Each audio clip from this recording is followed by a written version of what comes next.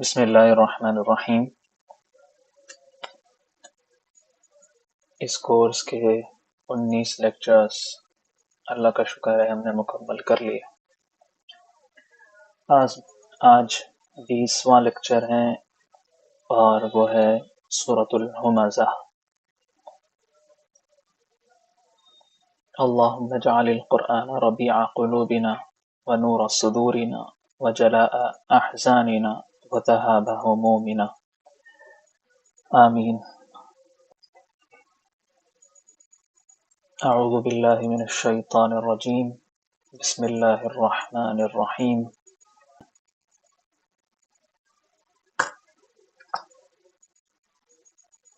Well, خرابی، لکل، لی کا مطلب ہے واسطے، کل کا مطلب ہے ہر،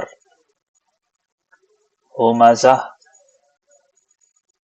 تانا دینے والا، تانزن، لمزہ عیب جو یعنی عیب تلاش کرنے والا۔ کیا ترجمہ ہے اس کا؟ بڑی خرابی ہے اس شخص کی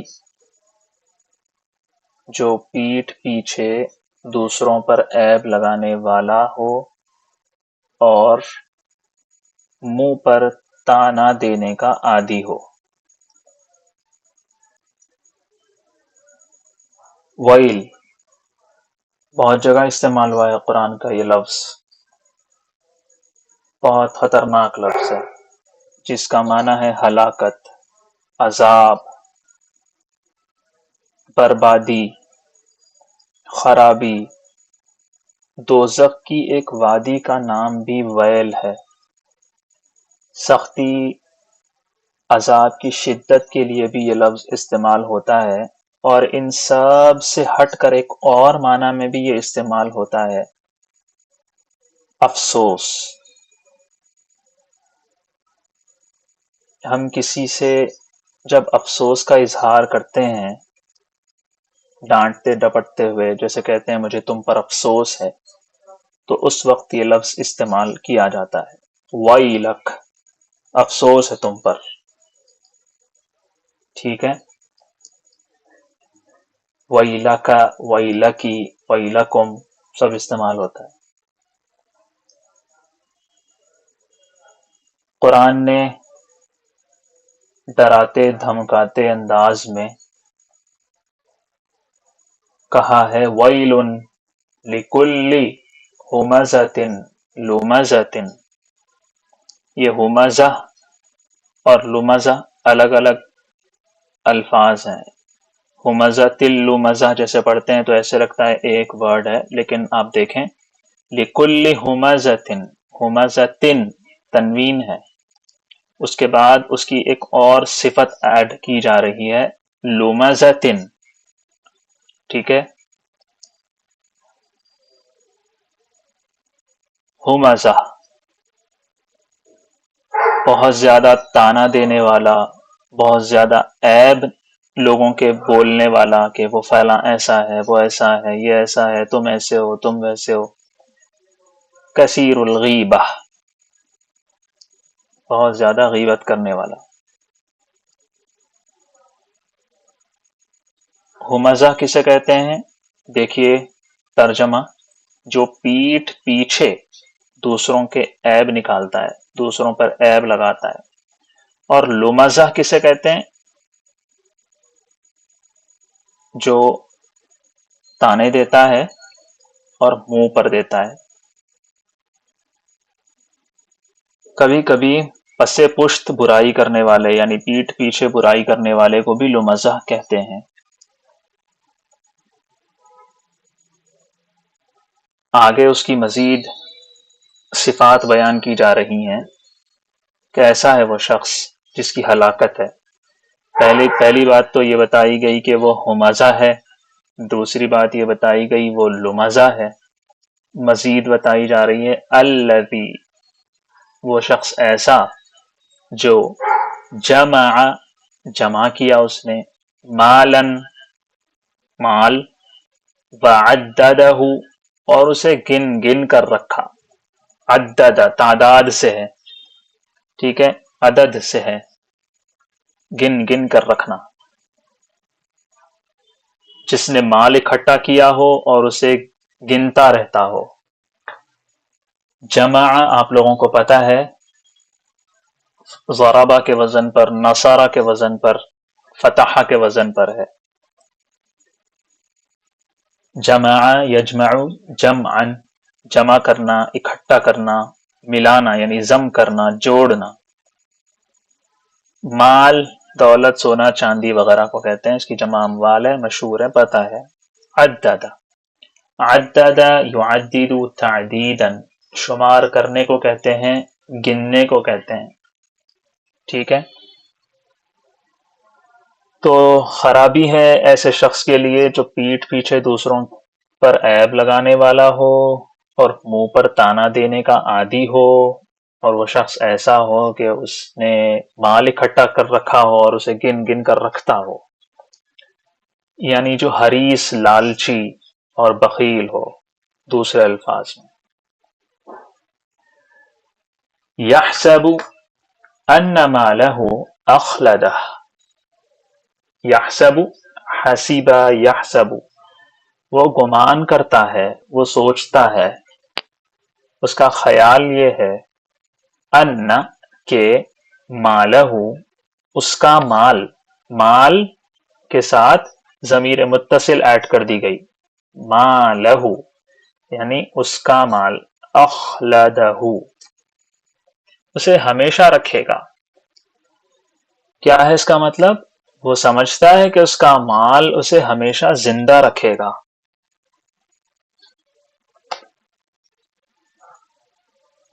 اخلد یخلد اخلادا، اس کا مطلب ہے ہمیشہ رکھنا، ہمیشہ رہنا، سدا رکھنا اور سدا رہنا. یہ ساری صفات بتانے کے بعد یہاں اللہ تعالیٰ کہہ رہے ہیں کلا، ہرگز نہیں، لا ینبذن، ضرور ڈالا جائے گا، فی میں، الحطمتی، حطمہ میں، ہرگز نہیں، اس کو تو ایسی جگہ پھینکا جائے گا جو چورا چورا کرنے والی ہے. نبذ ینبذ یا نبذ ینبذ کہتے ہیں، کسی کو پھینکنے کے لیے استعمال ہوتا ہے، یہ پھینکنے کو کہتے ہیں. حطمہ جو روندتا ہے، جو ٹکڑے ٹکڑے کرتا ہے، جو چورا چورا بنا دیتا ہے، ایسی چیز کو حطمہ کہتے ہیں. جہنم کا ایک طبقہ ہے، ایک لیول ہے جس کو حطمہ کہتے ہیں. اللہ تعالیٰ کہہ رہے ہیں اسے ضرور بالضرور حطمہ میں پھینکا جائے گا. وما ادراک ما الحطمہ، اس کا ٹرانسلیشن تو آپ لوگوں کو پتا ہوگا. وما ادراک، اور تم کیا سمجھتے ہو، اور تم نے کیا سمجھا، ما الحطمہ یعنی ما الحطمہ، حطمہ کیا ہے، اور تمہیں کیا معلوم کہ وہ چورا چورا کرنے والی چیز کیا ہے. آگے اللہ تعالیٰ خود سمجھا رہے ہیں، نار اللہ، اللہ کی آگ ہے وہ. کیسی آگ؟ اس کی صفت بھی لا رہے ہیں، الموقدہ، ٹھنڈی نہیں، جس کو بھڑکایا گیا ہو، بالکل بھڑکتی ہوئی آگ ہے وہ. اللہ کی سلگائی ہوئی آگ. الموقدہ اس میں مفعول ہے، واحد مؤنث، بھڑکائی ہوئی. یہاں پر ایک چیز میں بتاتا ہوں، یہ مضاف ہے، نار، اللہ مضاف الیہ ہے، نار اللہ، اللہ کی آگ. یہ مضاف اور مضاف الیہ دونوں مل کر مرکب اضافی ہوئے نا، مرکب اضافی ہونے کے بعد یہ بن گئے موصوف، ٹھیک ہے، اور اس کے بعد آ رہی ہے اس کی صفت. موصوف اور صفت، پھر یہ پورا جملہ بنا مرکب توصیفی، کیونکہ یہ موصوف بن گیا، یہ صفت بن گئی۔ اللہ کی آگ، ٹھیک ہے، اللہ کی آگ پتہ لگ گیا، اب اللہ کی کیسی آگ، اس کی صفت بتا رہے ہیں، اس کی کوالٹی کیا ہے، اس کی صفت وہ بھڑکائی ہوئی ہے، اسی لیے ترجمہ کیا ہوا، الٹا ترجمہ ہوا۔ دیکھو، سلگائی ہوئی آگ، اللہ کی سلگائی ہوئی آگ کیسی ہے، وہ آگ بھڑکتی ہوئی کیسی آگ ہے، التی جو کہ تطلع جا پہنچے گی وہ، علی پر، الافئدہ دلوں پر، یہ جمع ہے افئدہ۔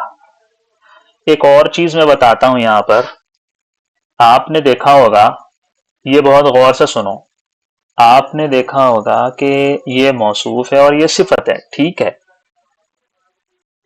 لیکن یہ یاد ہے آپ لوگوں کو کہ موصوف جیسا ہوگا اس کی صفت ویسی ہوگی، موصوف معرفہ ہوگا تو صفت بھی معرفہ ہوگی، ہے نا؟ جی سر۔ جی، تو یہاں پر آپ دیکھ رہے ہو صفت معرفہ ہے نا، الف اور لام کے ساتھ،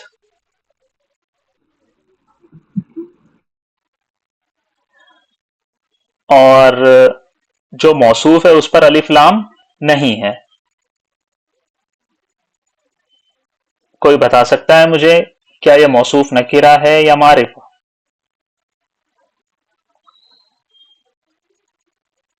میں بتاؤں؟ جی سنیے، غور سے سنیے، دیکھیے، کیا کہتے ہیں اسے، معرفہ کسے کہتے ہیں؟ معرفہ اسے کہتے ہیں جو پراپر ناؤن ہو، یعنی جس کو سننے کے بعد ہمیں بہت ساری چیزوں کو چھوڑ کر صرف ایک ہی چیز، پرٹیکولر پراپر چیز ذہن میں آئے، اس کو کہتے ہیں معرفہ، اور اس کو کہتے ہیں پراپر ناؤن، ٹھیک ہے؟ یہاں پر دیکھیے، نار، نار کسے کہتے ہیں؟ آگ کو کہتے ہیں، یہ کامن ناؤن ہے، ہر قسم کی آگ کو بولا جا سکتا ہے نار، کہیں بھی لگی ہوئی آگ کو بولا جا سکتا ہے نار، لیکن جب مضاف اور مضاف الیہ ملتے ہیں تو پھر اس کے اندر خاصیت پیدا ہو جاتی ہے، دوسری ساری اس کی قسمیں نکل جاتی ہیں، ایک ہی قسم متعین ہو جاتی ہے۔ اگر اللہ کہتے نار تو کوئی سی بھی آگ ہو سکتی تھی، کامن ناؤن ہو جاتا، لیکن اللہ نے کہا نار اللہ، اللہ کی آگ، اب اس سے صرف ایک ہی آگ مراد ہے، اللہ کی، کسی اور کی کوئی آگ مراد نہیں ہے۔ تو جب ایسا ہے تو یہ کیا بن گیا؟ پراپر ناؤن، ہے نا؟ جی اب جب پراپر ناؤن کی صفت لائی جائے گی تو وہ صفت بھی کیسی ہوگی؟ پراپر ہوگی نا، یعنی معرفہ ہوگی۔ اسی لیے یاد رکھیے یہ جملہ، مرکب اضافی اگر کوئی جملہ ہو اور اس کی صفت لانا ہو تو وہ صفت بھی معرفہ ہوتی ہے۔ کیا مطلب؟ مرکب اضافی خاصیت پیدا کر دیتا ہے، ایک پرٹیکولر چیز کو بنا دیتا ہے، ٹھیک ہے؟ جی یہ ایک بات تھی۔ ایک اور بات بتاتا ہوں، یہ تو معرفہ والی بات بتا دی، موصوف صفت میں ایک اور چیز میں مطابقت ہوتی ہے، سملیرٹی ہوتی ہے، وہ کیا؟ جیسا موصوف ویسی صفت جو کہتے ہیں، تو اس کے اندر یہ بھی ہوتا ہے کہ اگر موصوف مذکر ہو تو صفت بھی مذکر ہو۔ یہاں دیکھیے، نار، یہاں پر کوئی علامت نہیں ہے مؤنث ہونے کی، اللہ مذکر استعمال ہوتا ہے، الموقدۃ آخر میں تائے تانیث ہے، یہ مؤنث کیوں صفت لائی گئی؟ تو سنیے، یہ جو نارن یہ جو لفظ ہے نا، یہ لفظ عربی زبان میں مؤنث استعمال ہوتا ہے، ٹھیک ہے؟ جی سر. تو ہم جب بھی آگ کا عربی زبان میں ذکر کریں گے تو وہ مؤنث ہوتا ہے، ٹھیک ہے؟ ہم اردو میں بھی کہتے ہیں نا، دیکھو سلگایا ہوا آگ نہیں بولا، سلگائی ہوئی، اردو میں بھی آگ مؤنث ہے، یاد رکھیں عربی میں بھی آگ مؤنث ہے، اسی لیے اس کے مطابق الموقد نہیں بولا گیا، الموقدۃ کہا گیا، ٹھیک ہے؟ جی. الذی نہیں بولا گیا، اللتی بولا گیا، کیونکہ یہ آگ کے بارے میں بولا گیا، اور اللتی مؤنث ہوتا ہے الذی کا، ہم نے ابھی وہ نہیں پڑھا، میں سمجھانا چاہ رہا ہوں۔ اللتی جو جا پہنچے گی دلوں پر، جو دلوں تک جا چڑھے گی، تطلع یہ بہت زبردست لفظ ہے، اطلع یطلع اطلاعا، ہم اردو میں بھی استعمال کرتے ہیں اطلاع۔ یہ لفظ کس سے نکلا؟ طا، لام اور عین سے نکلا، یہی وہ لفظ ہے جو سورج کے لیے بھی استعمال ہوتا ہے، طلوع شمس، مطلع کہتے ہیں سورج کے اگنے کی جگہ کو۔ جب کوئی چیز اٹھتی ہے، اوپر چڑھتی ہے، اس وقت استعمال کرتے ہیں طلع کے مادے کو۔ اطلع جو پہنچے گی، اوپر تک جائے گی، جا پہنچے گی، یہ ترجمہ اسی لیے کیا گیا۔ یہاں پر ترجمہ یہ نہیں کیا گیا وہ باخبر ہو جائے گی، وہ جان لے گی، اسے اطلاع مل جائے گی، نہیں، ٹھیک ہے؟ اطلاع کا مطلب عربی زبان میں کیا ہوتا ہے، سمجھ میں آیا؟ جی. جی سر. جی۔ اب ایک جاہل ناواقف انسان، جاہل کا مطلب اردو والا جاہل نہیں، اردو میں تو گالی ہے کسی کو جاہل بولنا، جاہل کا مطلب اس کا لیکسیکل میننگ، ڈکشنری والا میننگ، جاہل کا مطلب وہ شخص جو کسی چیز سے ناواقف ہو، بے خبر ہو، وہ نیچے ہوتا ہے۔ جب وہ کسی چیز سے واقف ہو جاتا ہے تو وہ اوپر چڑھ جاتا ہے، مطلب ایک لیول آگے بڑھ جاتا ہے، ٹھیک ہے؟ تو اسی لیے کسی چیز کے علم ہونے کو، باخبر ہونے کو کہا جاتا ہے اطلاع ہونا، باخبر ہونا۔ بات سمجھ میں آئی؟ جی. اچھا، اور اطلاع کا ایک معنی جھانکنا بھی ہے، تو یہ الفاظ آپ لوگوں کے سامنے پیش کر دیے گئے۔ اب ہے افئدہ، فؤاد، دیکھو کیسے لکھتے ہیں، فا کے اوپر پیش، اس کے بعد واؤ لکھتے ہیں، واؤ کے اوپر حمزہ ڈالتے ہیں، لیکن یہ حمزہ ہی اصلی ہوتا ہے، لکھنے کا طریقہ اس کا ایسا ہے، پڑھتے ہیں اسے فواد نہیں، فؤاد، بہت سارے لڑکوں کے نام بھی رکھتے ہیں یہ۔ فؤاد کہتے ہیں دل کو، اس کی جمع آتی ہے افئدۃن، ٹھیک ہے؟ یہاں پر میں ایک چیز بتا کر آگے بڑھتا ہوں، ہم نے پڑھا دل کو کہتے ہیں قلب، اور آج ہم پڑھ رہے ہیں فؤاد، قلب کی جمع قلوب، فؤاد کی جمع افئدہ، ان دونوں کا فرق ذہن میں رکھ لیجئے۔ قلب کہتے ہیں پورے کے پورے دل کو، ظاہری دل کو، اس کا جو سٹرکچر ہوتا ہے، اس کا جو ٹیکسچر ہوتا ہے، یعنی اس کی بناوٹ، اس کا اوپری حصہ، اور فؤاد کہتے ہیں اندری حصے کو۔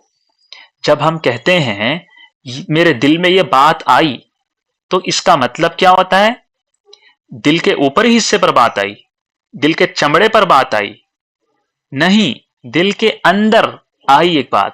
تو جب ہم کہتے ہیں نا میں یہ سوچ رہا ہوں، میرے دل میں یہ بات آئی، تو وہاں پر یہ فؤاد ہوتا ہے میننگ، ٹھیک ہے؟ جی. جی ہاں،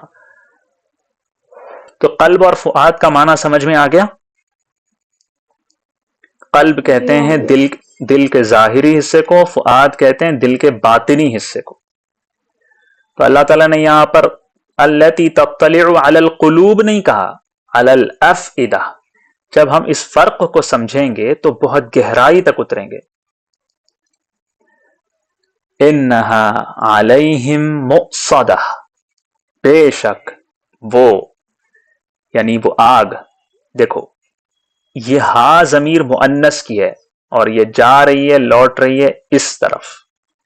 نار اللہ، یقیناً وہ اللہ کی آگ، علیہم ان پر، مؤصدۃ بند کی ہوئی ہے. یقیناً یقین جانو وہ ان پر بند کر دی جائے گی. مؤصدہ اس میں مفعول ہے، بند کی ہوئی، موندی ہوئی، ایصادن سے. فی عمد ممددۃ، فی میں عمد ستون کو کہتے ہیں، ممددہ لمبے لمبے، مد پھیلانے کو کہتے ہیں، لمبا کرنے کو کہتے ہیں، کھینچنے کو کہتے ہیں. تو وہ ستون جو مد کیے ہوئے ہیں یعنی لمبے کیے ہوئے ہیں. ٹھیک ہے، قرآن کی تجوید میں ایک ٹرم بھی ہے نا، مد کرنا. کیا مطلب ہے اس کا؟ مطلب اس ورڈ کو، اس لیٹر کو کھینچو، لمبا کرو. ٹھیک ہے، جبکہ وہ آگے کے لمبے چوڑے ستونوں میں گھرے ہوئے ہوں گے. عماد اس کی جمع ہے، اعمدہ اس کی جمع ہے. نام ہوتا ہے نا عماد، عماد کہتے ہیں ستون کو، سہارے کو، پلر کو. الصلاۃ عماد الدین، حدیث ہے، نماز کیا ہے؟ دین کا ستون ہے، عماد الدینی. ٹھیک ہے، یہ عمد مؤنث استعمال ہوتا ہے، اسی لیے ممدد نہیں کہا گیا، ممددتن کہا گیا. ٹھیک ہے، تمدید لمبے کیے ہوئے، پھیلائے ہوئے، اس کے معنی میں یہ استعمال ہوتا ہے. پیٹھ پیچھے کسی کا عیب بیان کرنا غیبت کہلاتا ہے. قرآن محض جھاڑ پھونک کی، تعویذ کی اور تلاوت کی کتاب نہیں ہے. قرآن انسان کو انسان بنانے والی کتاب ہے، اس کو ہیومینٹی سکھانے والی کتاب ہے. اس کے اندر اس کی جو اصل اسپرٹ ہے، انسانیت، اس کی جو فطرت ہے، اس پر اسے لائے رکھنے کی کتاب ہے. تو اس کے لیے بہت ساری گائیڈ لائنز اس کے اندر ہیں، بہت ساری ہدایات اس کے اندر ہیں، بہت سارے احکام اس کے اندر ہیں، بہت ساری خوشخبریاں اس کے اندر ہیں، بہت ساری اس کے اندر وارننگز ہیں، جس سے انسان خوش ہو کر، موٹیویٹ ہو کر ان گائیڈ لائنز پر عمل کرتا ہے، اور ڈر کے، گھبرا کے ان گائیڈ لائنز کو نہ فالو کرنے والی حرکتیں نہیں کرتا. اور اسی کو کہتے ہیں سچا مومن. اور سچا مومن دراصل ایک حقیقی انسان ہوتا ہے، ایک واقعی ہیومن ہوتا ہے. تو انسان کو انسان بنانے کے لیے اللہ تعالیٰ نے یہ کہا کہ کسی کی پیٹھ پیچھے برائی بیان نہیں کرنی، کیونکہ اس سے دوسرے انسانوں کو تکلیف ہوتی ہے. معاشرہ اللہ تعالیٰ چاہتے ہیں کہ کرپشن سے فری رہے. ہر چیز کا کرپشن، ہر چیز کا فساد، ہر چیز کی برائی، ہر چیز کی خرابی سے اللہ تعالیٰ انسانی معاشرے اور سوسائٹی کو پاک اور صاف رکھنا چاہتے ہیں. اس کے لیے کچھ خوشخبریاں بھی ہیں، کچھ ہدایات بھی ہیں، اور کچھ وعیدیں بھی ہیں. یہاں پر وعید کا تذکرہ ہے. ویل، ہلاکت ہے، بربادی ہے، خرابی ہے، لعنت ہے، یعنی رحمت سے محرومی ہے اس شخص کے لیے جو ہمزہ ہو، بلکہ ہر اس شخص کے لیے جو ہمزہ ہو. لکل ہمزہ. ہمزہ کسے کہتے ہیں؟ ہمزہ کہتے ہیں پیٹھ پیچھے کسی کے عیب لگانے والے کو. لہذا اس سے بچنا چاہیے. اسی طرح سورہ حجرات میں بھی اللہ تعالیٰ نے کہا کہ غیبت نہیں کرنی چاہیے، بہت گھناؤنا جرم قرار دیا۔ غیبت کے بارے میں اللہ تعالیٰ نے کہا کہ ایسا ہے جیسے اپنے مردہ بھائی کا گوشت کھا رہا ہو۔ ہم بہت سے جانوروں کو یہ محسوس نہیں کر یہ تصور نہیں کر سکتے کہ ان کو قتل کیا جائے، ان کو ختم کیا جائے اور ان کا گوشت ویسے ہی کھایا جائے۔ انسانوں کا تو بہت دور کی بات ہے، بلکہ ایسے جانوروں سے ہم کوسوں میلوں دور رہتے ہیں جو آدم خور بن جاتے ہیں، اور کسی انسان کو ان سے پیار نہیں ہوتا۔ تو سوچو غیبت کرنے والے کا حال کیا ہوگا، جو ایسا ہے کہ وہ شخص جو ظالم سمجھا جاتا ہے، جو اپنے ہی بھائی کا قتل کرے اور اپنے ہی بھائی کا گوشت اپنے دانتوں اور اپنی منہ سے لگائے، کتنا گھٹیا، کتنا گھناؤنا سمجھا جاتا ہے وہ انسان۔ بالکل ایسا ہی وہ انسان ہے جو غیبت کرتا ہے، بالکل ایسا ہی ہے۔ یہ سنگینی بتائی اللہ تعالیٰ نے نفرت پیدا کرنے کے لیے اس گناہ سے جو انسانوں کے سوسائٹی میں فساد برپا کر سکتا ہے۔ غیبت کتنے گھر اجاڑ چکی ہے نا، کتنے لوگوں میں نا اتفاقیاں پیدا کر چکی ہے۔ اگر غیبت ہماری سوسائٹیز سے نکل جاتی ہے تو بہت سکون ہمارے اندر پیدا ہو جاتا ہے۔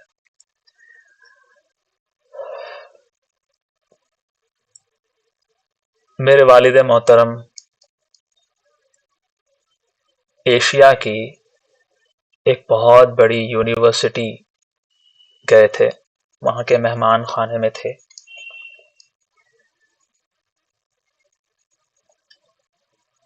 اسلامک یونیورسٹی ہے اور بر صغیر میں اس نے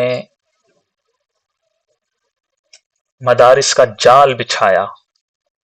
آج جو ہمارا ایمان اور اسلام محفوظ ہے وہ اس یونیورسٹی کی بدولت ہے۔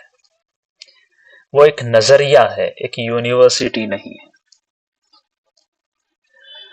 وہاں کے مہمان خانے میں میرے والد صاحب تھے، انہوں نے مجھے آ کر بتایا کہ مہمان خانے میں اندر ایک فریم لگا ہوا تھا، اور اس فریم کے اندر ایک بہت قیمتی جملہ لکھا ہوا تھا، ایک نصیحت، بہت سادہ سا جملہ۔ وہ کیا؟ غیبت سے بچنے کا سب سے آسان طریقہ۔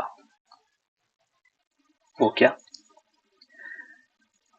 کسی تھرڈ پرسن کا تذکرہ کرو ہی نہ، آپ جس کے سامنے ہو اس سے بات کرو، اس سے ہی بولو، اس کا ہی تذکرہ کرو، اور اپنے بارے میں بولو، اپنے بارے میں سناؤ، اور آگے والے کے بارے میں پوچھو یا اس کے بارے میں بولو۔ کسی تھرڈ پرسن کا تذکرہ آیا تو ممکن ہے کہ آپ غیبت کر بیٹھو۔ ہاں، یہ بات میں مانتا ہوں کہ ہم تھرڈ پرسن کا تذکرہ کیے بغیر رہ ہی نہیں سکتے، لیکن جب ہمارے اندر یہ شعور پیدا ہوگا کہ ہمیں تھرڈ پرسن کا ذکر نہیں کرنا ہے، ہمیں تھرڈ پرسن کا ذکر جتنا ممکن ہو سکتا ہے اس سے بچنا ہے، تو اس کا فائدہ یہ ہوگا کہ ہمارے اندر ایک سینسر لگ جائے گا دماغ کے اندر۔ وہ کیا؟ جب ہم کسی تھرڈ پرسن کا سن رہے ہوں کچھ یا اس کے بارے میں بول رہے ہوں تو ہمارے ذہن میں یہ بات آئے گی کہ میں کیا بول رہا ہوں۔ رو میں کچھ بھی نہیں بولتا، وہ سوچ رہا ہوتا ہے، سمجھ رہا ہوتا ہے، اور اگر وہ کچھ غلط بول رہا ہے یا غلط سن رہا ہے تو اسی وقت وہ رک جائے گا کہ یہ غیبت ہے اور یہ تھرڈ پرسن کا تذکرہ ہے، مجھے اس سے بچنا چاہیے۔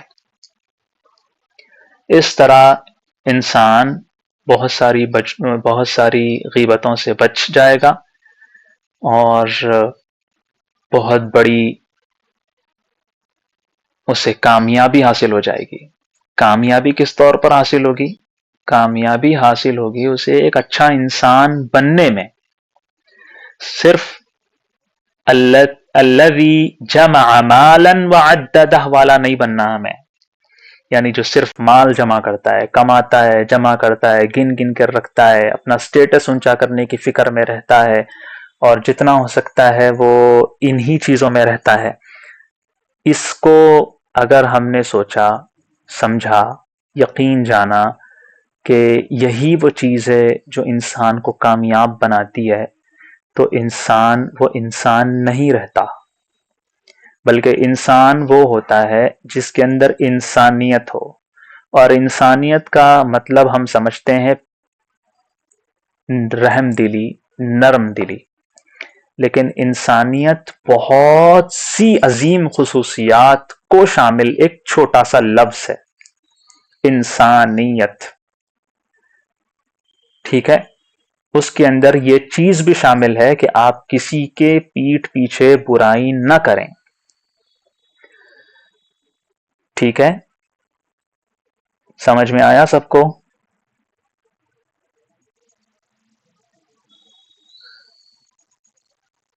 جی سر. جی سر. اس کے بعد ہے لمزہ.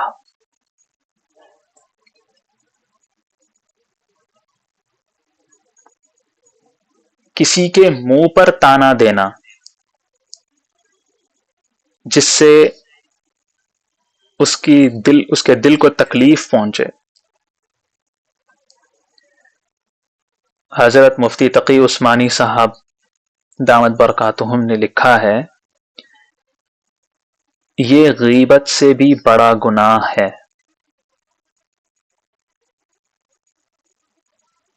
گویا اپنے مردہ بھائی کا گوشت کھانے سے سنگین جرم ہے یہ.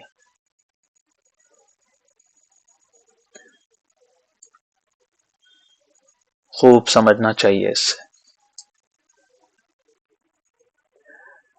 جائز طریقے سے مال حاصل کرنا، جتنا حاصل کیا جا سکتا ہے حاصل کرنا، کروڑوں اربوں کا کمانا، نہ کوئی عیب کی بات ہے، نہ کوئی گناہ کی بات ہے. لیکن اس مال کی محبت کو اپنے اندر اتنا رچا اور بسا لینا کہ اس مال ہی کو کرتا دھرتا سمجھ لینا، اور یہ سمجھنا کہ میں تو دولت مند ہوں، میرے تو ہر کام بن جائیں گے، میں تو دولت مند ہوں، اگر مجھے کچھ ہو بھی گیا تو میں علاج کروا لوں گا، اگر میں دولت مند ہوں تو پھر تو میرے تو مزے ہیں، میں تو دولت مند ہوں، میں تو رہوں گا سکون سے. الیحسب ان مالہ اخلدہ، وہ سمجھتا ہے کہ اس کا مال اسے ہمیشہ رکھے گا. تو ایسے شخص کے لیے کیا ہے؟ ویل ہے، ویل. اور ویل کیا ہے؟ ہلاکت ہے، بربادی ہے، نقصان ہے، لعنت ہے، اور جہنم کا ایک طبقہ بھی ہے. یعنی وہ جہنمی ہے شخص جو ہمزہ ہو، جو لمزہ ہو، جو جامع مال ہو، معدد مال ہو. ٹھیک ہے، اور جو سمجھتا ہو کہ مال اسے ہمیشہ برقرار رکھے گا. پھر اللہ تعالیٰ کہتے ہیں یہ سب کچھ بھی نہیں ہوگا، کلا، ہرگز نہیں، ایسا کچھ نہیں ہوگا. اس کا مال اسے ہمیشہ برقرار رکھ ہی نہیں سکتا، بلکہ اس کو تو حطامہ میں پھینکا جائے گا. اور حطامہ کیا چیز ہے؟ وہ تو اللہ کی بھڑکائی ہوئی آگ ہے، اور ایسی آگ ہے، ایسی آگ ہے جو سیدھے دلوں تک پہنچ جاتی ہے اور دلوں کے اندر تک پہنچ جاتی ہے.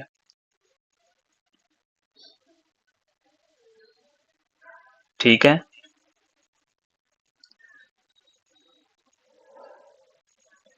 آگ کے شعلوں میں لپیٹ دیا جائے گا اسے، جیسے کسی کو جیل میں بند کر دیا جاتا ہے، اور جیل میں آگے سلاخیں ہوتی ہیں، راڈز ہوتے ہیں، قید ہوتا ہے وہ انسان. اسی طرح جہنم میں حطامہ میں بھی جیلیں ہوں گی. اور وہاں پر آگ کی سلاخیں ہوں گی جس کے پیچھے اس کو رکھا جائے گا. ٹھیک ہے، سوچئے کتنی وعید ہے اس کے اندر، کتنا اللہ تعالیٰ نے زور دے کے بتایا، سمجھایا، ڈرایا ان لوگوں کے لیے جو پیٹھ پیچھے کسی کے عیب لگاتے ہوں، جو منہ پر کسی کی دل آزاری کر دیتے ہوں اور سمجھتے ہوں ہم نے تو حق بات کی ہے، ہم نے کیا غلط کہا، جو دل میں ہے وہ منہ پہ ہے. تو یہ صفات گھٹیا ہیں. آپ کو پولائٹنس اپنے اندر پیدا کرنی چاہیے. آپ سوچ سمجھ کے بولیں. بہت بری بات ہے اگر لوگ آپ سے کھنچتے ہوں، بہت بری بات ہے اگر لوگ آپ سے کتراتے ہوں، بہت بری بات ہے اگر لوگ آپ کے الفاظ سے تکلیف محسوس کرتے ہوں. جب ہم بولتے ہیں تو یقیناً تکلیف کسی نہ کسی کو کسی جملے سے ہو سکتی ہے. ان انٹینشنلی ہو، آپ نہ چاہ رہے ہوں تب ہو، وہ الگ بات ہے. لیکن جان بوجھ کے ایسا کیا جائے تو اس عادت کو ختم کرنے کی پوری کوشش کرنی چاہیے. یہ روحانی بیماریوں میں سے 2-3 بیماریاں ہیں. ٹھیک ہے، سمجھ میں آ گئی بات؟